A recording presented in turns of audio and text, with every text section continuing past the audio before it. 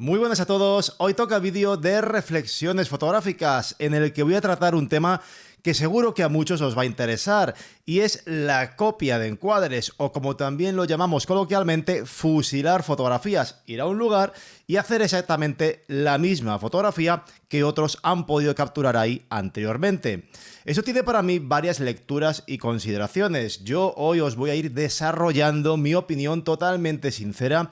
y espero que también me dejéis abajo en los comentarios la vuestra, bueno, pues para que todos veamos un poquito qué pensamos cada uno. La verdad es que con esto de la fotocopia de encuadres hay debates furibundos, personas que se cabrean muchísimo porque otros hagan la misma foto que ellos han podido hacer antes, bien sea porque la composición o el revelado o las dos cosas son idénticas, o porque alguien cree haber encontrado un sitio inédito que lo ha descubierto y otros van rápidamente y se lo fusilan a los 4 días. Como todo, esto tiene dos lecturas: cabrearte porque te han copiado algo o bien tomártelo como un halago, es decir, verlo desde otro prisma.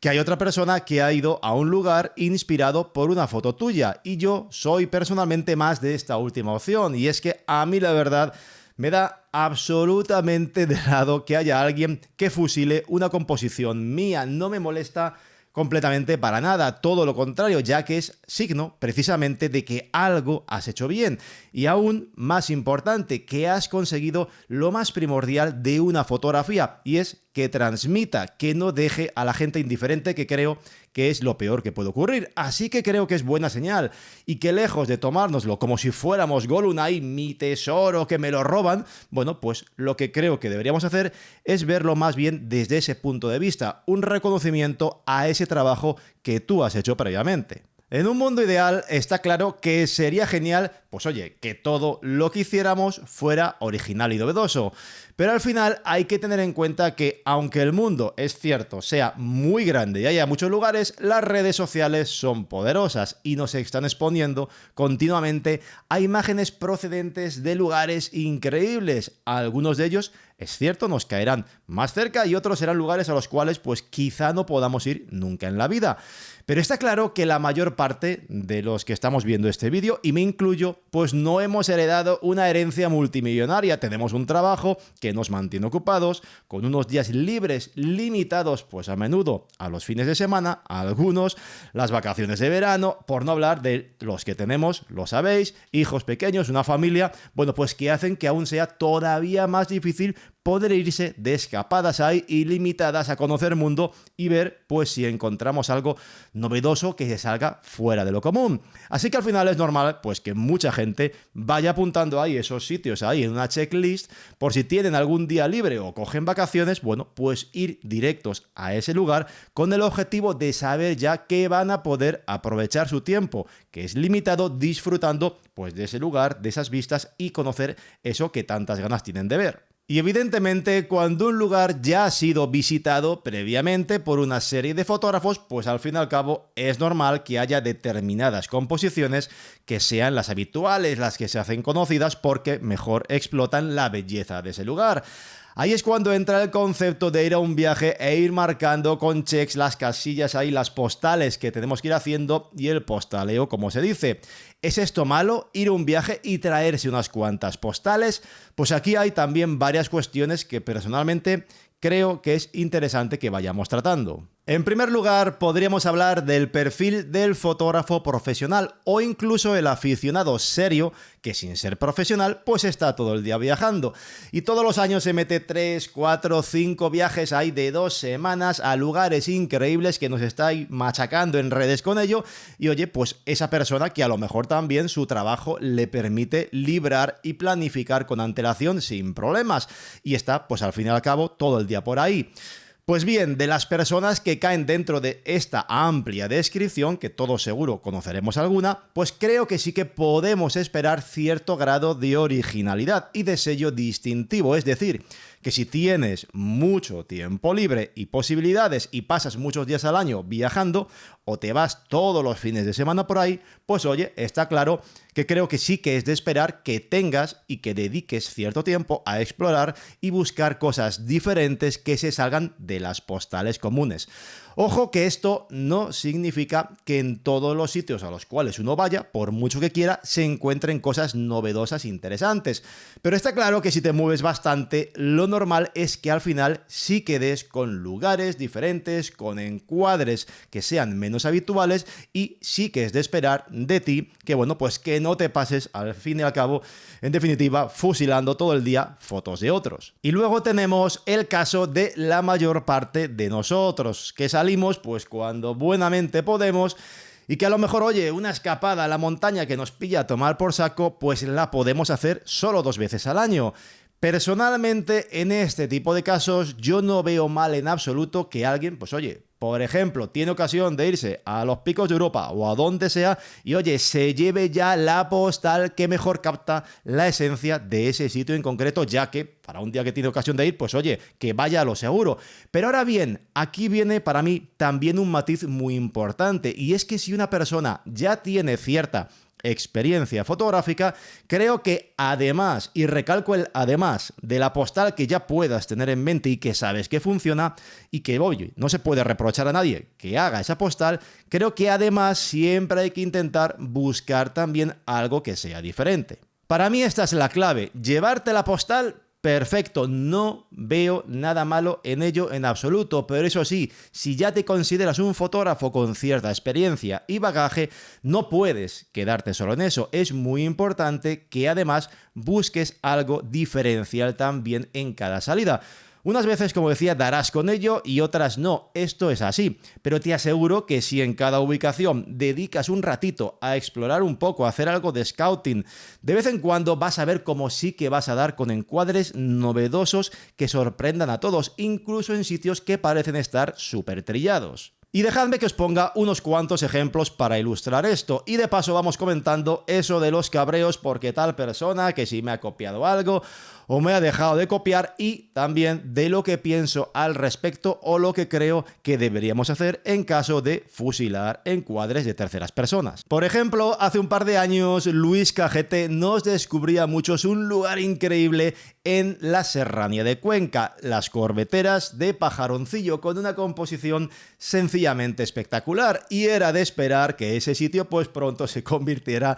en lugar de peregrinación masiva, especialmente pues de fotógrafos nocturnos que en cuanto vemos algo pues vamos para allá zumbando. Y efectivamente, en lo que yo saqué tiempo para ir a Pajaroncillo, que tampoco tardé demasiado, ya aparecieron otras fotografías, algunas de ellas pues también increíbles, como por ejemplo esta otra de mi tocayo Iván GM, que por cierto, oye, también es de Palencia como yo, qué casualidad, y que tiene un gran ojo fotográfico. De nuevo, como veis, otra panorámica espectacular. Así que bueno, pues cuando yo me fui a Pajaroncillo ya con la Vía Láctea de verano, estaba, como negarlo, evidentemente influenciado por estas fotografías. Yo ya sabía que ahí había al menos 2 panorámicas espectaculares, increíbles. Y teniendo en cuenta que me iba a pegar una paliza de meterme pues casi 3 horas de coche desde Toledo para estar ahí de noche y luego volverme del tirón sin dormir, ¿quién podría reprocharme ir y fusilar estas panorámicas?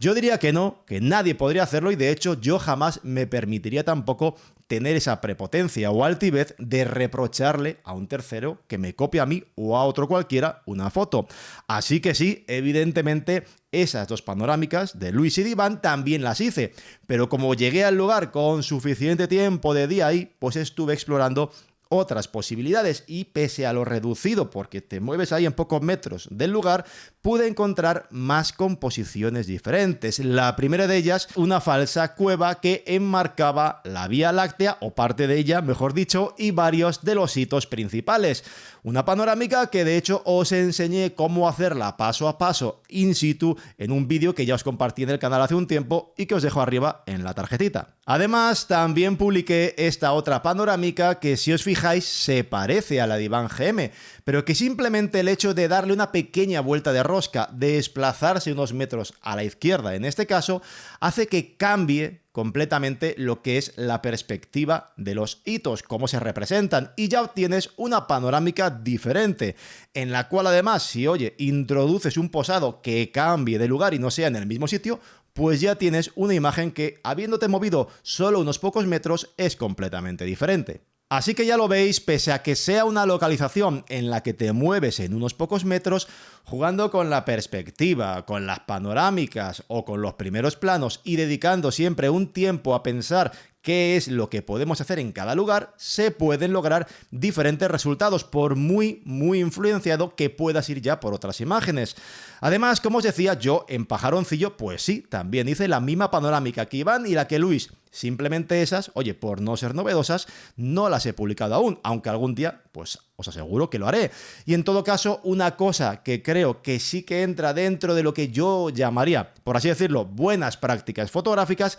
es que si vais a un lugar inspirados claramente por una persona, os acordéis de citar a esa persona. Eso es algo que yo intento aplicar siempre, citar a toda esa gente que me ha inspirado directamente en un momento determinado. Y en este caso, por ejemplo, dejé esa referencia a las fotos de Luis y de Iván en la publicación. ¿Eran las mismas fotos que las que ellos habían hecho? Pues no, pero evidentemente el lugar lo había conocido por Luis Cajete y la foto de Iván pues también me había influenciado para hacer esos otros encuadres, así que creo que era de recibo dejar esa referencia en la publicación. Esto de citar en las publicaciones creo que demuestra además educación, respeto y compañerismo, cualidades para mí primordiales en la vida, y es que de verdad nunca entenderé ni los secretismos con las localizaciones, que no comparto en modo alguno, aunque no me quiero enrollar con eso de los secretismos porque os voy a hablar de ello en otro vídeo, ni a esos tampoco que parece que deben pensar que si citan a un tercero están rebajándose y no son capaces de decir, oye, que me he inspirado en tal persona para esta foto. Y creedme que me he topado con casos de todo tipo, hasta algunos personajes que me han preguntado expresamente por una localización, que aunque, oye, yo siempre etiqueto el lugar y pongo dónde la he hecho, pues siempre hay alguien que te dice, oye, ¿cómo se llega? ¿Dónde has puesto el trípode? ¿Cómo es el lugar? ¿Algún peligro? Bueno, pues después de aclararle esas dudas, han ido al lugar, han hecho una copia exacta de la foto y luego, si te he visto, no me acuerdo. Así que eso sí que son cosas que la verdad sí que me dejan perplejo. Pero bueno, los egos fotográficos son también algo muy poderoso, de lo cual creo que también hablaré en otro vídeo. También lo tengo pensado, aunque tengo que desarrollar bien el guión, pero de los egos y los secretismos, como digo, hablaremos en otro vídeo. Y siguiendo con los ejemplos, hay sitios en los que, aunque parezca muy difícil o imposible por estar completamente trillados, claro que es posible dar con alguna cosa que aporte al menos un pequeño soplo de aire fresco. Podríamos hablar, por ejemplo, del Faro de Cabo Mayor en Santander, un lugar archirrequete fotografiado por todos los costados, del que hay auténticos fotones, muchos de ellos de mi amigo Pablo Ruiz García. Es un lugar que he visitado ya bastantes veces, pero que la primera ocasión fue precisamente en compañía de Pablo Ruiz y de Shadi Nashri, que nos acompañó ese día. Ese día me dio por intentar una panorámica ahí enmarcando el faro con lo que son todas las piedras inferiores. Yo ya había visto ahí fotos con un trocito del suelo y demás, con las florecitas en primer plano, pero panorámicas en las cuales el terreno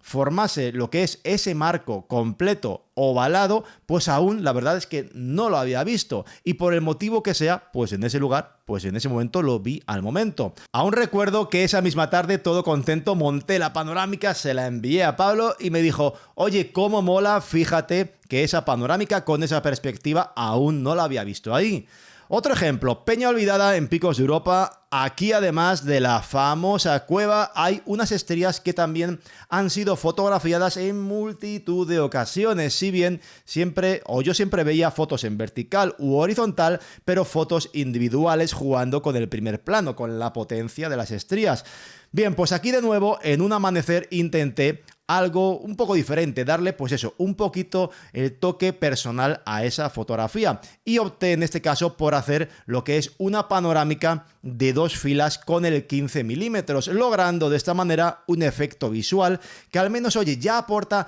algo diferente, todo ese marco inferior que va con las estrías envolviendo por completo lo que es toda la Peña Olvidada, situada estratégicamente en el centro del encuadre. Y más recientemente os puedo poner otro ejemplo. Hace unos pocos días estuve en Collado Hermoso, un lugar al que tenía un montón de ganas de ir desde que hace años lo descubriera por una nocturna de Carlos Turienzo. Desde entonces, en ese lugar he visto alguna otra foto con encuadres similares, por ejemplo, la de mi buen amigo Adrián Vázquez, así como también alguna otra imagen también desde la parte derecha hacia donde cae, de hecho, el atardecer de Carlos González DS. Pues bien, pese a estar en el mismo lugar, intenté buscar algún efecto, algo que fuera diferente. En el caso de la foto que cae hacia la parte derecha, hacia el atardecer, lo que hice fue ponerme en una posición más elevada para intentar captar desde lo más arriba posible el mar de nubes que cada vez iba bajando más, optando a su vez por un posado en la parte inferior derecha.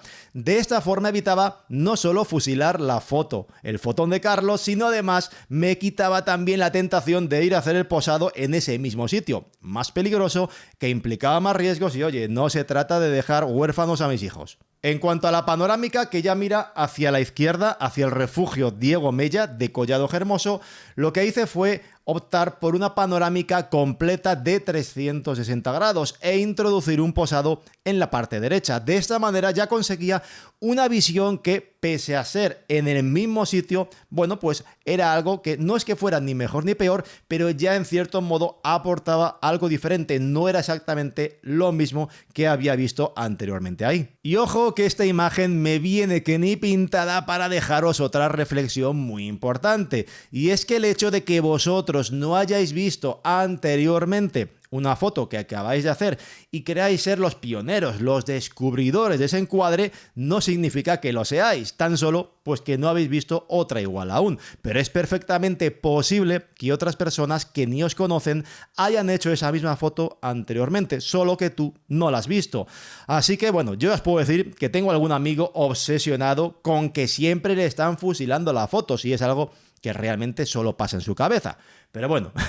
esto lo digo porque cuando en estos días he publicado la primera foto de Collado Hermoso, uno de los comentarios que recibí fue precisamente de Iván GM, que me decía, oye, que yo he estado también ahí hace poco, me encantó, fui a mirar su perfil y, oh sorpresa, tenía una foto de Collado Hermoso mirando hacia el refugio que, sin ser 360 como la mía, también es bastante amplia, y el posado realizado casi en el mismo punto que en mi panorámica, él sin la luz, pero bueno, en el mismo punto. ¿Había visto yo la foto de mi tocayo Iván? Pues no, pero pese a ello, los dos coincidimos en buscar un encuadre más amplio al habitual e introducir un posado exactamente en el mismo lugar. Eso sí, hay que decir que él tuvo la fortuna además de pillar un mar de nubes mucho más alto que queda genial y un cielo estrellado que personalmente me encanta. Así que para los que se cabrean tanto porque les están copiando fotos todo el día, presuntamente, o que les llevan los 7 males porque creen haber sido fusilados fotográficamente hablando, primero reflexionad un poco sobre la posibilidad de que quizá, del mismo modo que vosotros disteis con esa composición novedosa, esa otra persona ha podido llegar al mismo punto por sus propios medios, sin copiaros en modo alguno ni a vosotros ni a nadie. Y oye, en el caso de que efectivamente así sea, que hay alguien que ha ido a un lugar y ha osado fotocopiar vuestra amada fotografía ahí con vuestro sello distintivo 100% original, aunque yo creo que lo recomendable siempre en esos casos es citar, bueno, pues lo que siempre digo, si no queréis que nadie os copie, no publiquéis la foto en redes sociales, así podéis guardarla para siempre en vuestro archivo fotográfico y llevárosla con vosotros a la tumba. Así quizá, oye, más adelante puede que os hagáis incluso famosos como Vivian Maier, que mantuvo, de hecho, oculta su obra hasta que fue conocida mundialmente después de su muerte, aunque ella evidentemente no lo hizo motivada para que otros no la copiasen. Pero oye, que si a vosotros os cabrea tanto que os fusilen las fotografías, ahí tenéis la solución. Y por supuesto, espero que me dejéis vuestro comentario sobre este debate, este melón que he abierto hoy. ¿Qué opináis sobre las fotocopias fotográficas? ¿Os molesta? ¿Os da igual? Dejádmelo en los comentarios, estaré encantado de leeros y contestaros. Suscribíos y si os ha gustado esto de las reflexiones fotográficas, no dejéis de pasar por el vídeo que os aparecerá por aquí en algún momento que os grabé en su día sobre salir a fotografiar de noche solos, el miedo que podemos sentir. En fin, muchas gracias a todos, cuidaos mucho y hasta la próxima.